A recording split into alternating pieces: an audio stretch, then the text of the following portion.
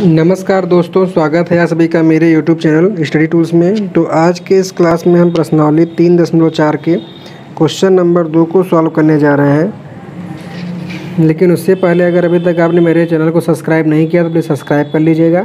यहाँ पर आपको कक्षा 9 और कक्षा 10 जो है डेली बेस पे पढ़ाया जा रहा है। रोज़ जो है एक एक सवाल का सॉल्यूशन बताया जाता है और पढ़ाए जा रहे चैप्टर या प्रश्नावली से अगर किसी उदाहरण या कोई प्रश्न में अगर आपको किसी भी किताब का कोई दिक्कत हो तो उस क्वेश्चन को आप इस दिए गए व्हाट्सएप नंबर के माध्यम से पूछ सकते हैं।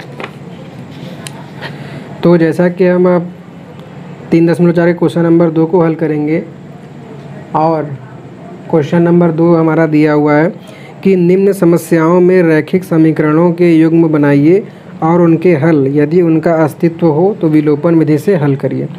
मतलब कह रहा है क्वेश्चन 2 में हमारा 5 क्वेश्चन दिया हुआ है और उसमें कह रहा है कि निम्न समस्याओं का जो है रैखिक समीकरण से युग्म बनाना है। मतलब कि जैसे अभी तक हमने क्वेश्चन नंबर 1 में हमें कंडीशन दिया गया था तो उससे हम उसका 2 चर वाला रैखिक समीकरण बनाते थे। तो अब हमें इस कंडीशन को पढ़ के इसका जो है युग्म बनाना है और इसको जो है अगर इसका अस्तित्व हो, ठीक है, अगर समीकरण का अस्तित्व हो तो उसको हमको विलोपन विधि से हल करके उसका मान निकालना है। ठीक है, तो इसको सॉल्व करते हैं। तो दूसरे का जैसे पहला क्वेश्चन दिया गया है कि यदि हम अंश में 1 जोड़ दें तथा हर में से 1 घटा दें तो भिन्न 1 में बदल जाती है। ठीक है, कह रहा है कोई भिन्न है, अगर उसके अंश में अगर हम 1 जोड़ दें और हर में से अगर 1 घटा दें तो वह भिन्न 1 माने उसको उस भिन्न का मान 1 हो जाता है, ये कह रहा है। फिर क्या कह रहा है कि यदि हर में 1 जोड़ दें तो वह 1/2 हो जाती है, तो वह भिन्न ज्ञात कीजिए। ठीक है, तो इसमें भिन्न पे माने 2 कंडीशन दिया गया है। तो पहले हम मान लेते हैं कि जो हमारा भिन्न है, हमने माना कि जो हमारा भिन्न दिया हुआ है वो x/y है और फिर उसके बाद जो दोनों कंडीशन कहा जा रहा है प्रश्नानुसार उसको हम फॉलो करके इसका 2 समीकरण बना लेंगे।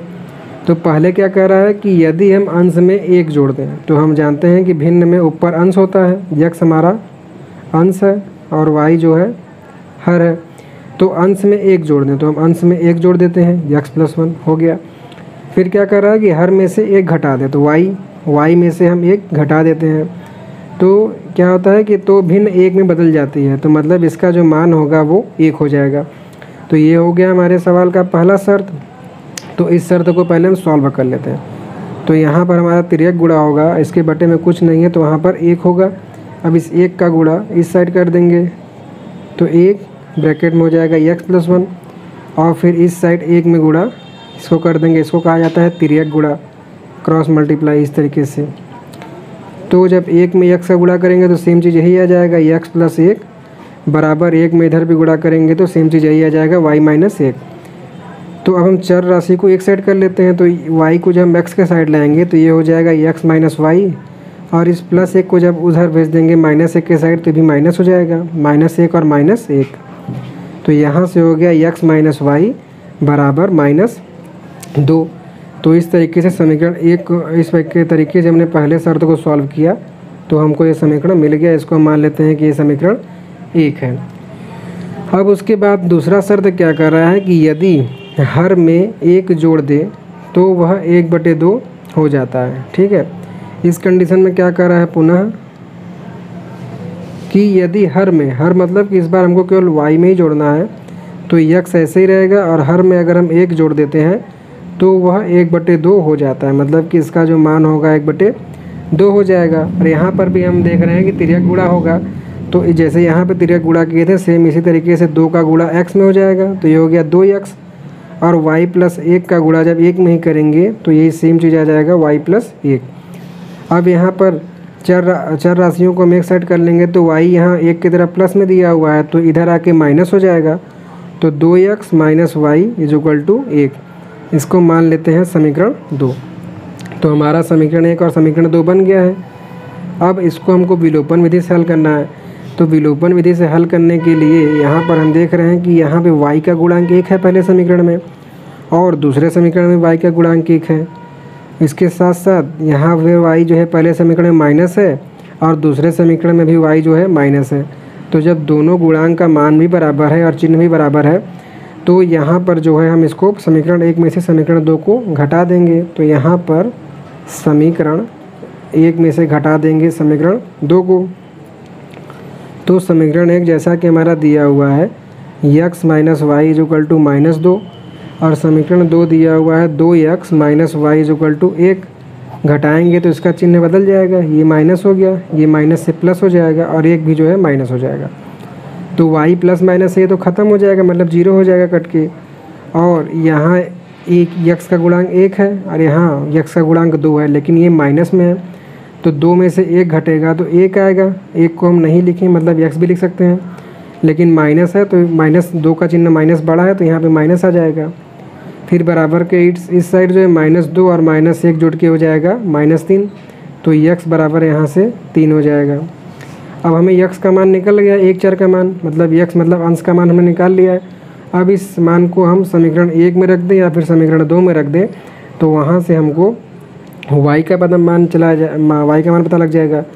तो x बराबर 3 को हम समीकरण 1 में ही रखते हैं। समीकरण 1 में रखने पर तो जब x बराबर 3 को हम समीकरण 1 में रखेंगे और समीकरण 1 हमारा दिया हुआ है x माइनस वाई बराबर -2, तो यहाँ x जहाँ लिखा हुआ है हम 3 लिख देंगे, 3 माइनस वाई बराबर -2। तो इस 3 को जब हम ये चर वाले साइड से छोड़ के इस साइड भेजेंगे तो -y बराबर -2 और 3 उधर जाके हो जाएगा -3। तो यहाँ से -2 और -2 और -3 जुट के हो जाएगा -5। माइनस से माइनस कैंसिल हो जाएगा और y का मान आ जाएगा यहाँ से 5। तो इस तरीके से x का मान 3 निकल गया और y का मान निकल गया 5। तो हमारा जो भिन्न है x बटे वाई ये हो जाएगा 3/5 हो जाएगा। अब अगर आप चाहें कि इसको हम चेक कर लें कि हमारा जो x और y का मान निकला है सही है कि नहीं, दोनों समीकरण में रख लेते हैं। पहले समीकरण में क्या कहा गया था कि अंश में 1 जोड़ दें और हर में से 1 घटा दें। तो अंश में 3 में 1 जोड़ेंगे तो हो जाएगा 4, और हर में से 1 घटा देंगे तो 5 में से 1 घटेगा तो आ जाएगा 4। तो 4 से 4 कट के 1 आ गया, तो मतलब पहला समीकरण तो सही है। फिर दूसरे समीकरण में क्या है कि x अपान वाई प्लस 1, मतलब कि अंश तो हमारा ऐसे ही रहेगा, लेकिन हर में हमको 1 जोड़ना है। तो हर हमारा 5 है, 5 में 1 जोड़ेंगे तो 3/6 काट देंगे तो हो जाएगा 1/2, जो कि 1/2 के बराबर है। तो इस तरीके से जो हमारा भिन्न का मान आया है x बटे वाई, ये मान सही है। अब एक बार मैं आपको ये सवाल समझा देता हूँ कैसे आपको लिखना है। ये तो मैंने आपको कैलकुलेशन पूरा बता दिया है, लेकिन लिखना कैसे आपको है वो मैं बता देता हूँ। आप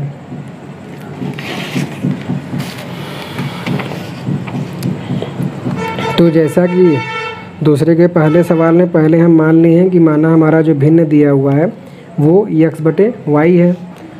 फिर उसके बाद प्रश्नानुसार जैसा उसमें कहा गया है कि अंश में अगर हम 1 जोड़ दें और हर में से अगर हम 1 घटा दें तो वह 1 के बराबर हो जाएगा। अंश में 1 जोड़ दें और हर में से 1 घटा दें तो 1 के बराबर हो जाएगा। ये पहला कंडीशन, इसको हमने मान लिया। और इसको जब हमने सॉल्व किया तो y माइनस 1 का गुणा इस साइड होगा, सेम यही आ जाएगा। तो यहाँ से x प्लस 1 बराबर y माइनस 1 हो जाएगा। चर राशि को हमने एक साइड कर लिया तो x, y इधर आके माइनस हो जाएगा, x माइनस वाई, और प्लस 1 उधर जाके -1 हो जाएगा। तो -1 और -1 जुड़ के -2 हो जाएगा। फिर उसके बाद दूसरे कंडीशन में क्या कहा था कि यदि हर में 1 जोड़ दें तो यह 1/2 हो जाएगा। तो हम हर में अंश ऐसे ही रहने दिए और हर में 1 जोड़ दिए, तो x बटे y plus 1 is equal to 1/2 हो गया।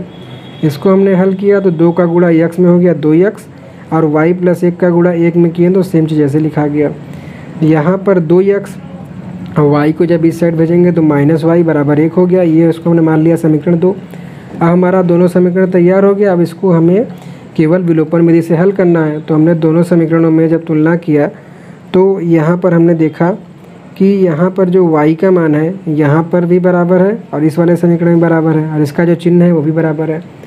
तो जब दोनों चीज़ हमारा बराबर दिया हुआ था तो हमने समीकरण 1 में से समीकरण 2 को घटा दिया। तो यहाँ से x minus y equal to -2 और दूसरा समीकरण 2x minus y equal to 1 घटाएं तो इसका चिन्ह जो बदल गया, ये प्लस से माइनस हो गया, माइनस से y वाला प्लस हो गया, और ये अचर पर प्लस से माइनस हो गया। और यहाँ पर जो है जब y से y ख़त्म हो गया तो 2x में से 1x घट के यहाँ -1x बचा, और यहाँ पे -1 और -2 जुट के जो है -3 हो गए।